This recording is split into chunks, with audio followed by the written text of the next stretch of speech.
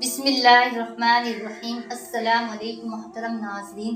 صحابہ رضی اللہ تعالیٰ عنہ کا نماز کے وقت فوراً دکانیں بند کر دینا۔ حضرت عبداللہ ابن عمر رضی اللہ تعالیٰ عنہ ایک مرتبہ بازار میں تشریف رکھتے تھے کہ جماعت کا وقت ہو گیا، دیکھا کہ فوراً سب کے سبب پر نکلی، دکانیں بند کر کے مسجد میں داخل ہو گئے۔ ابن عمر رضی اللہ تعالیٰ عنہ فرماتے کہ انہی لوگوں کی شان میں یہ آیت نازل ہوئی، رجال لا تلہیہم تجارت ولا بیع عن ذکر اللہ۔